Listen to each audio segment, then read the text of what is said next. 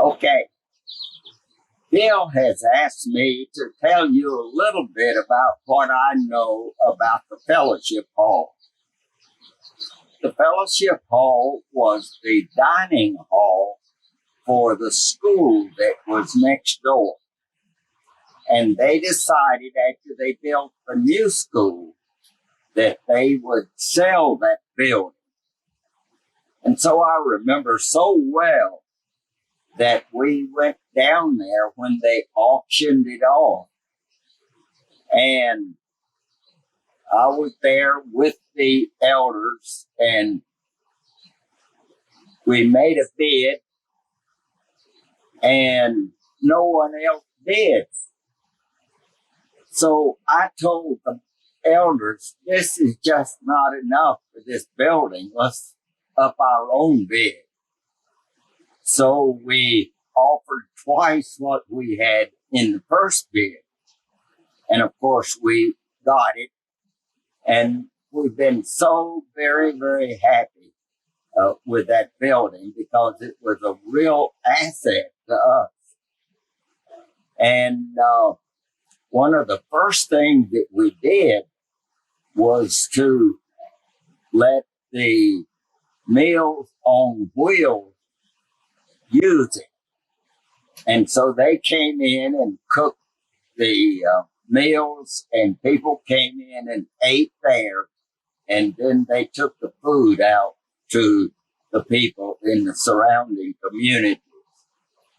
George, you may want to know that they're cooking twice a month for the food hub now in that building. Good. That's still good. I'm glad to hear that. Tell us about the education building. Were you there when it was built? No, it was already there when I came. Now, the people that built it were still there. And they had done a lot of work, getting it ready and making it usable. And so I had the privilege of enjoying that nice building. Tell the story of that Reverend Story again. Okay. Mr. Story was the pastor that preceded Dr. McMurray. And he was there for 27 years, I think it was. And he was a very, very good leader. And he visited people by walking all over the county. And people would, of course, know that he was coming and it would be difficult for him to get home. So the joke was that he had some kind of a inside way of knowing when they were about ready to eat. And so they would invite him. And of course, he enjoyed that and they enjoyed that. But it was through him that the church was built. And he was just a beloved man. And he also organized several churches. And one of them was a Story Memorial Church out in East Marion. And he,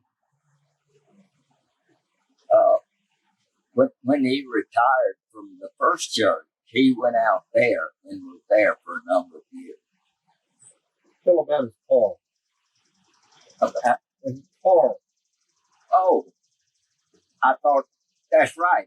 That was in the other segment, wasn't it? Now, Mr. Story just loved people. And every individual in that county knew Mr. Story. And so the church said, you travel so much throughout the county, we want to buy you a car. And he said, no, I meet more people. I can be a pastor to the whole county. And I don't want, and I won't accept a car. And so sometime later, Presbyterian became aware of the fact that Mrs. Story was walking all over the county, and they said, "We'll buy you a car." So he said the same thing to them. And he still continued to walk and to meet people. And I discovered the same thing. When I went downtown to various places, to the hospital, I would walk.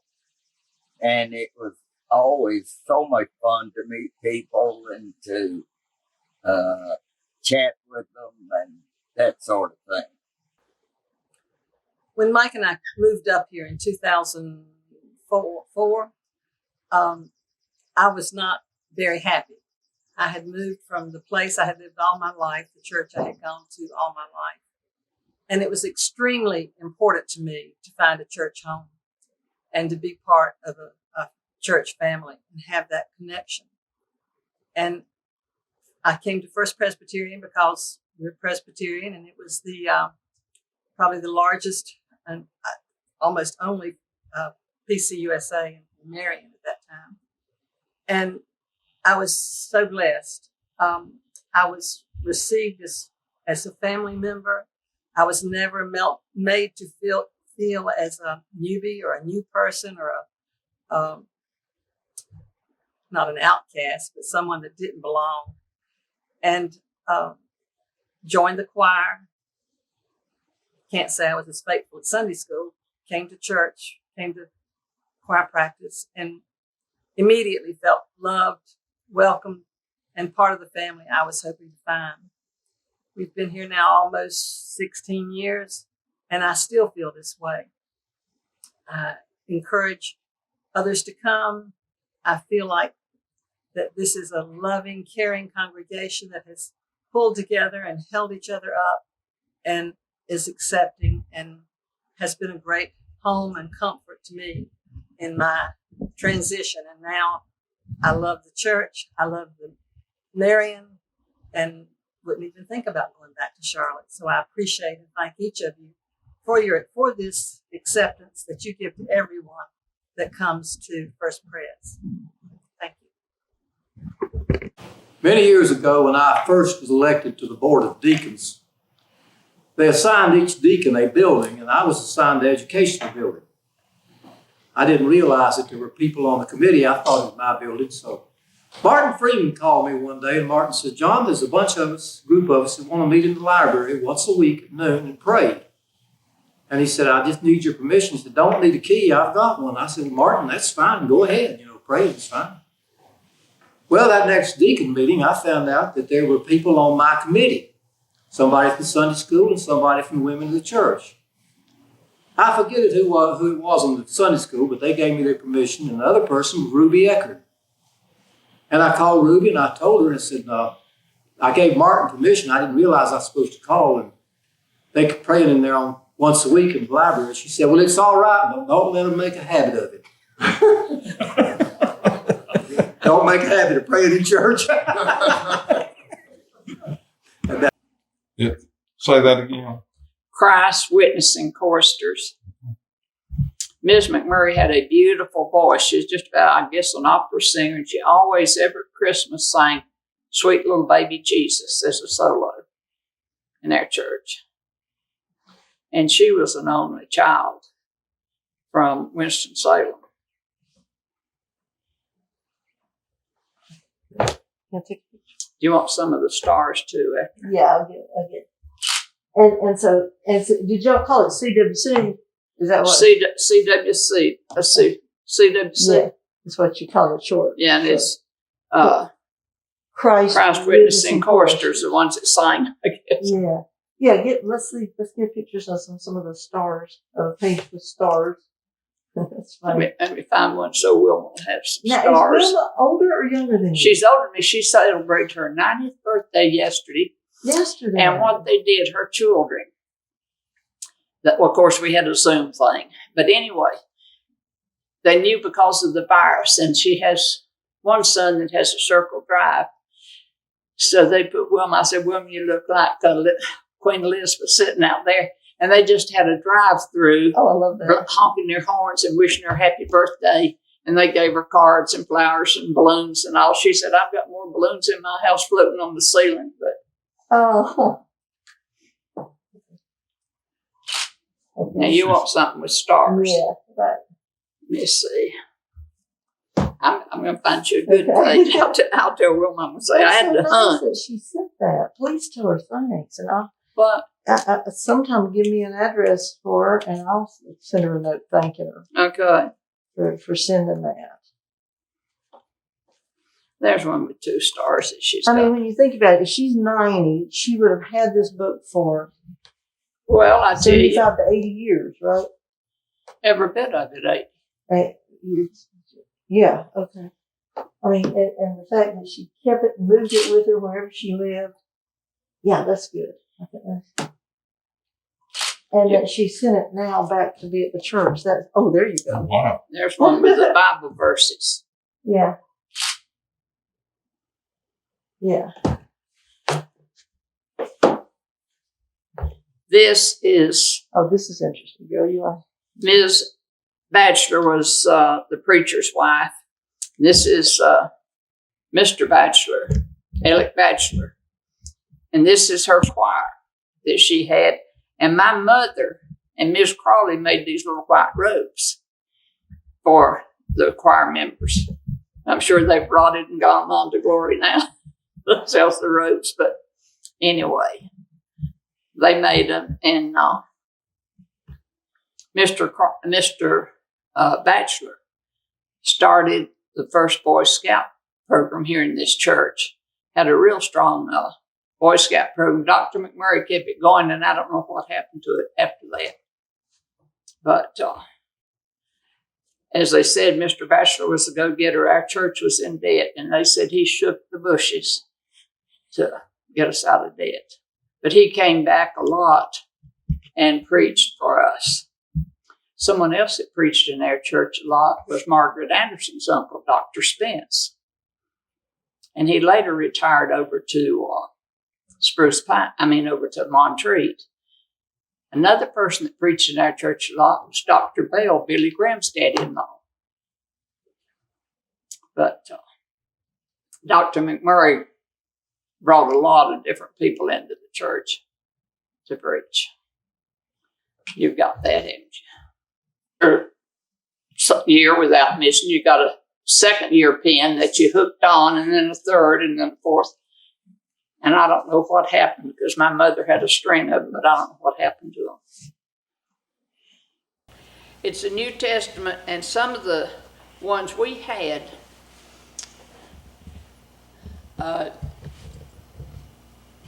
choir. It met once a week for half an hour. And we learned songs and Bible verses. If you learn so many verses, or every time you learn the Bible verse, you got a star, or a song, you got a star. And the ones that were really good got New Testaments. I never did get one. Wilma did. But, and we met back, which I called the workman room back there. It's not called that anymore, but there used to be 2 rows of seats, and there'd be 15 or 20 people at that meeting. And so Mr. Story came and said, well, y'all join Story Memorial if I build a church out there. Mother said, if you build it this side of the Methodist, I will, but I'm not going to pass a Methodist church to go to a Presbyterian. But she made a good Presbyterian. Now, her name's on one of those bread plates, the Lord's Supper. Her name's on it. And her mother and daddy's name's on the window. They said she started up the steps because Mother's Sunday school class was up there in the corner. But, yeah, Mr. Story was here 23 years. And I was raised on a dairy, and we delivered milk to him. And he was bedfast, is the way I remember it. And he must have had hands that long. To me, I was just a little thing. And anyway, then Dr. McMurray came, and he stayed 33 something years. But, and the thing about it is, when, at that time, I don't know what it is now, but at that time, the session got you back for year after year as preacher. But when he reached 70, the congregation was to vote on him up to 75, then he had to retire. we had some people came from out of town to vote for him. They weren't members of our church, but they voted. And Rosie Clark was one of them. She said, I came to vote for him. Heard y'all were voting on him, and I was going to vote for him. But as long as I can remember, as long as he is able, he always had our baccalaureate sermon, except in 1960, Billy Graham had it. And then after that, it was George Hutchins. Good morning, First Presbyterian Church of Marion, North Carolina. I am honored to have been invited by Sherry and Pastor Neely to say a few words in recognition of your 175th anniversary. What a milestone to be proud of. My name is Carol Hardis, and I began my journey with FPC as accompanist and organist, and then became choir director after Billy Carswell left in the 1990s. I have many wonderful memories of my time at FPC, beginning with walking in the beautiful sanctuary to being with the beautiful people that belong to your church. I can still see the magnificent pipe organ pipes, the impressive pulpit and choir loft, and the graceful colors of the stained glass windows that have so much history. Another one of my family's favorite memories is of the meaningful candlelight Christmas Eve services that imbued the true meaning of Christmas.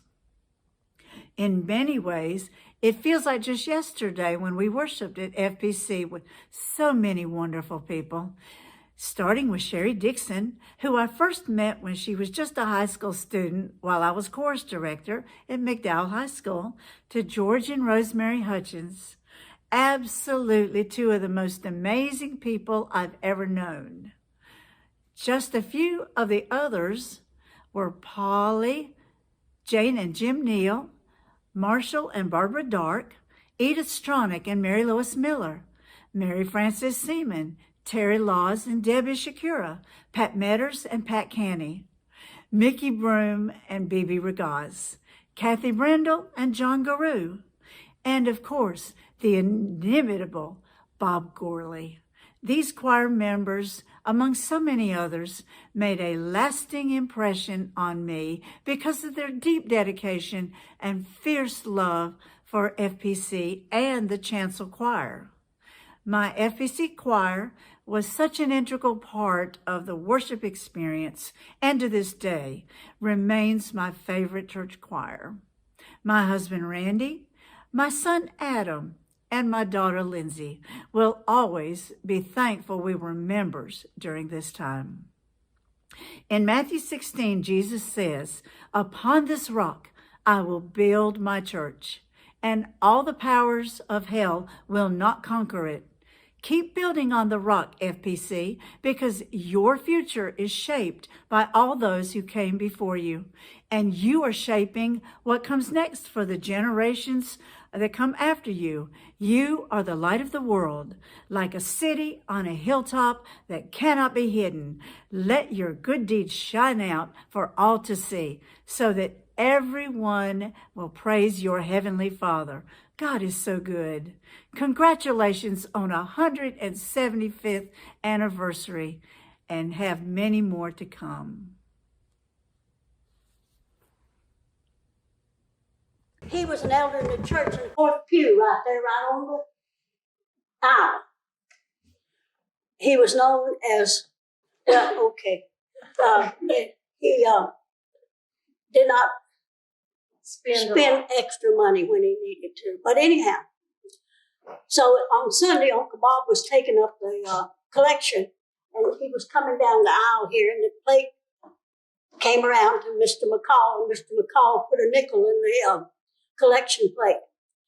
And Uncle Bob looked down at him and he said, "George," he says, "I know you can afford that, and the church doesn't need your nickel." So he took it out of the collection plate and gave it to George.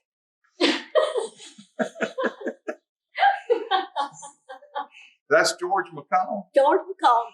Well, listen, we didn't hear a name from him. It went, okay. Or anybody that would remember his mother.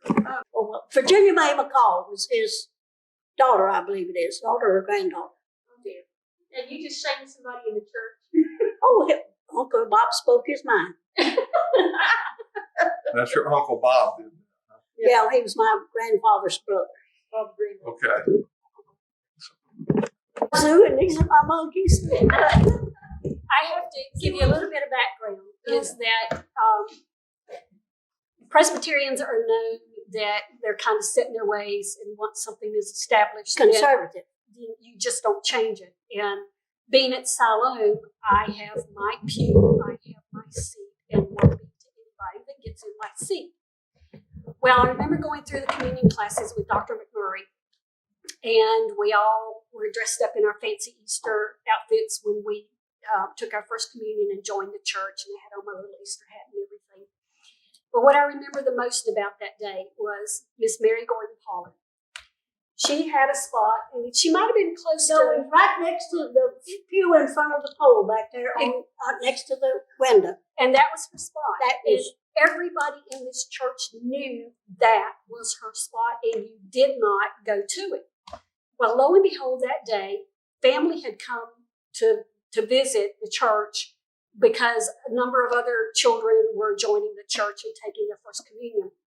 And as it so happened, one of those family members took Miss Mary's Because seat. Mary Gordon Pollard. And so they were sitting there, and walks Miss Mary, and she looks, and she says, "You are in my seat. You will need to move."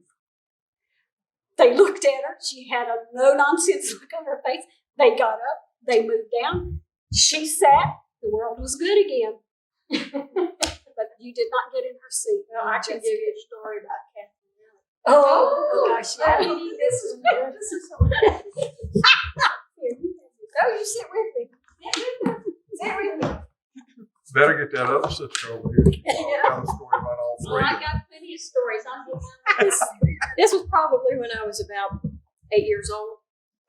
And we were sitting on the pew back over on this side, Kathy and Susan and myself. Mama was in the choir. And Miss Catherine Alley, she is a character. She Taught math. taught math at the high school. She sat in front of us. Well, you had a lot of respect for Miss Alley. So we were sitting there, and all of a sudden she turns around and looks at me, and she says, "Is your daddy henpecked?" Well, I didn't know what that meant.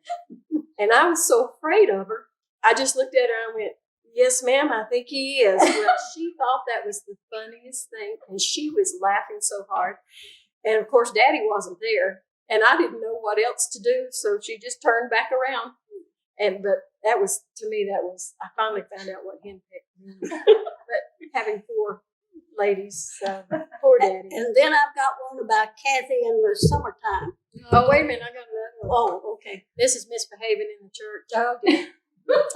I will admit to this. They had the young people down in the front pews. Dr. McMurray was in the pulpit. And Carol Broom and I, Mickey Broom's daughter, Carol Broom and I were down here, and we were having the best time. We weren't paying attention. Well, he kind of cut his sermon a little short. But Carol and I didn't think anything was wrong until Mama grabbed a hold of me out in the vestibule there, dragged me down the stairs where the old kitchen used to be. Well, I don't know if this kitchen's still there. And she got a metal spatula out. And we went round and round and round. And I'm hollering, and she's going, "You don't mess!" And make Dr. McMurray in his sermon. Oh, whack! Well, people are walking by because, the sidewalk's up at the top of the windows. Well, she's just a flailing away. Well, we got home, and doggone it, the next Sunday he preached about misbehaving in the church. I was never so mad in my life. So I thought, So this is one about Kathy. Before they put in air conditioning, the windows how they can go out. And it was in the summertime, and it was hot, and all the windows were open. And we were sitting in the last pew back there where you sat with children. And Kathy was rustling the hymn book and playing with and I, and then she rustled again. So finally I got to the point where this is going to stop. So I picked her up, came around the thing there and got to the door there. And she saw somebody back there in the back. She says, I'll be back in a minute. And I thought, oh, no, you won't. Now, I forgot that the windows were open. And the sermon that I preached to her was a lot louder than what Dr. McMurray was preaching. And when I realized that the windows were open, I headed down the steps as hard as I could go.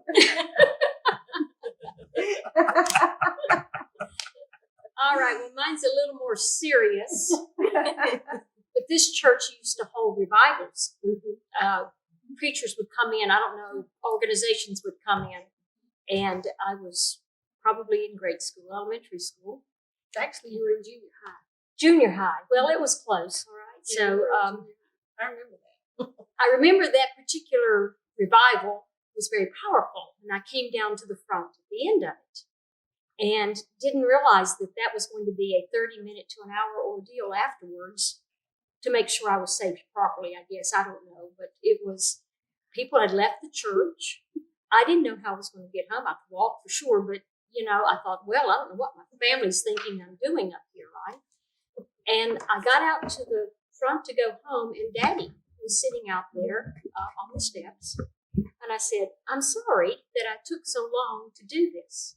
And he said, that's the most important decision you'll ever make. I remember that to this day. Mm-hmm. One thing that, as I was raised in this church, and I vividly remember Dr. and Mrs. McMurray. And then along comes George Hutchins. I had just gone off to college. And my viewpoints did not align with George's. And I wasn't particularly fond of George Hutchins. And that's putting it very mildly. For her, it is. So that's when I actually went and moved my membership and transferred to Siloam and have been at Siloam ever since. Now, you're probably saying, well, where's this story going? Because over the course of years, probably about 5 or 10 years after I was at Siloam, George and I don't remember how our paths crossed, but they did cross with something. Something triggered, and ever since then, George and Rosemary Hutchins have been the dearest of friends. George is a sweet person. I chalk those years up to being young and in college and being in the 70s. But being Kathy. But George and Rosemary, still to this day, birthday cards, and every now and then I'll get,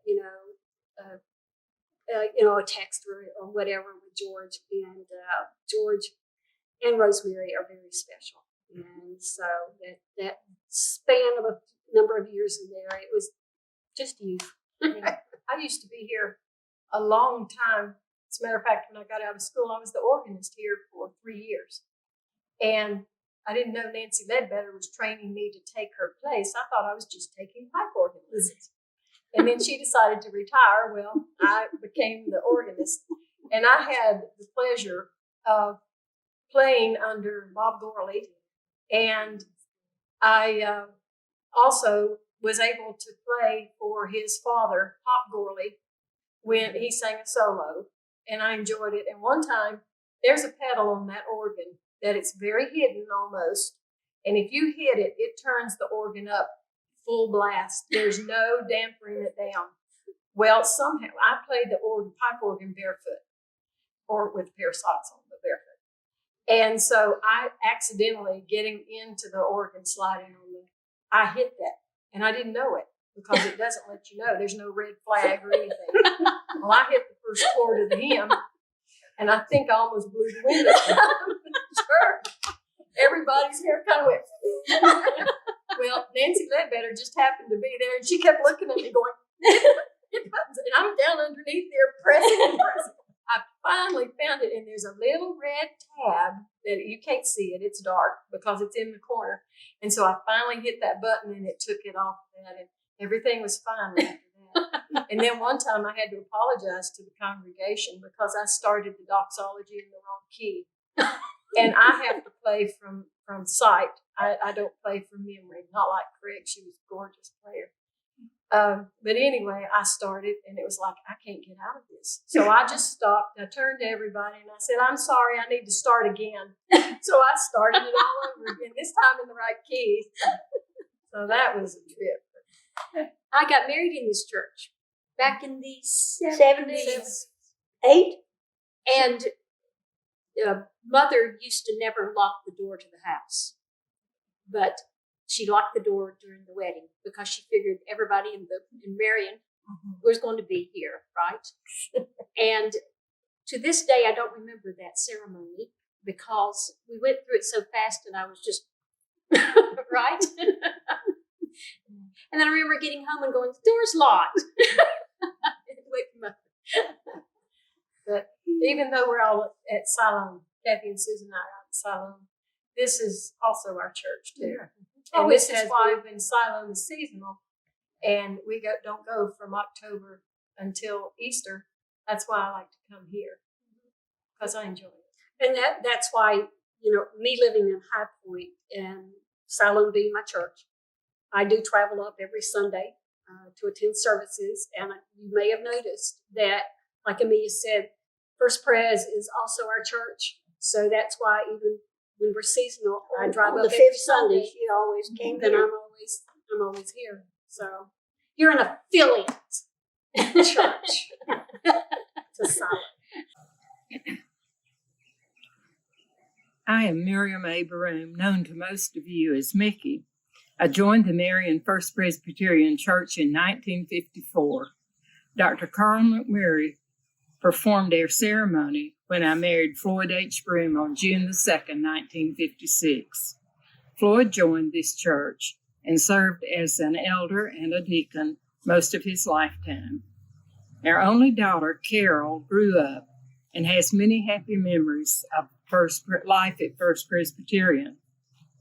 Since much has been written about the ministers, I would like to share the memories of some of the women who served so faithfully throughout my years. Mrs. Helen McMurray was the wife of Dr. Carl W. McMurray and worked beside him throughout his 32-year ministry.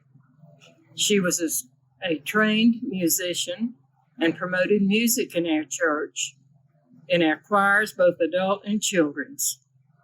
The antique pump organ, which is housed in the ladies' parlor, was moved outside and later to the Barnes place for sunrise services and Sunday night vesper services.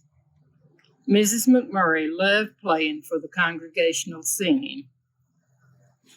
Mrs. Ada Workman was a strong leader for the women's organization.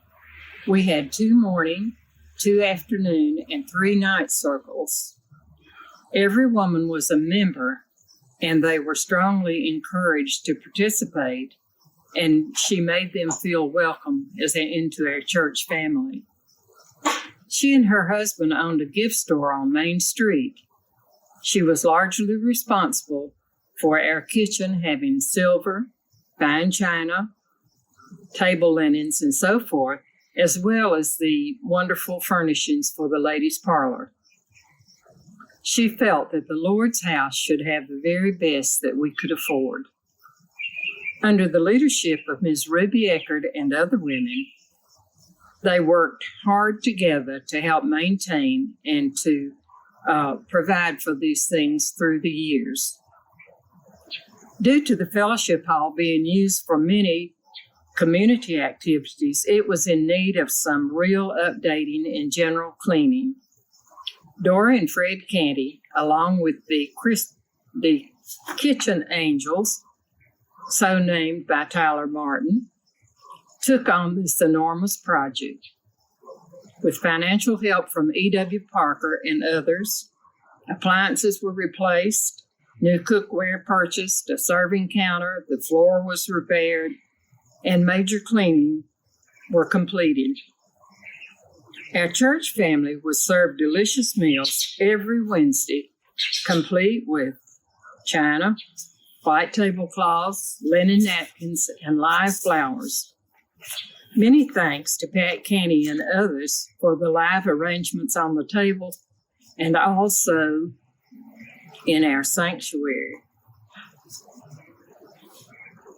Mrs. Helen Lancaster left quite a legacy for anyone who knew her. Besides all the financial contributions that she and her husband made to the community, Jim, incidentally, was a member of the First Baptist Church. Helen was here every time the doors opened. One of her favorite projects that created lasting memories for members of all ages were the little brown bags at Christmas with an apple, an orange, nuts, candy, pencil, and sometimes some other small treat. It is so fitting that our fellowship hall bears her name. I would be remiss if I did not mention our prayer warriors, Maribel Blackburn and Patty Finley. They encouraged all of our members to memorize scripture and listen for hours to our children recite their verses. When there was a prayer need, we always said Maribel had a straight line, and she always had a sweet smile to go with it. As she got older, she had some health issues that caused her to wear a wig. One Sunday, she fell outside on the steps, and the wig flew off, took one bounce, and was caught by one of our men, who had it back on her head by the time she was helped to her feet. I think it was either Larry Hartman or maybe Freddie Canty or Keith Leeser. Needless to say, we were all thankful that she was not hurt. And now we come to Rosemary. Rosemary was such a blessing as she served with George for 25 years. One Sunday, Benny and Timmy came running up to Rosemary. With horror in his voice, Benny announced to his mom that Tim had taken Candy into the sanctuary. Close behind, Tim came with tears streaming down his face from those big blue eyes. But Mom, Benny ate it. There were a few times when Rosemary had other little problems.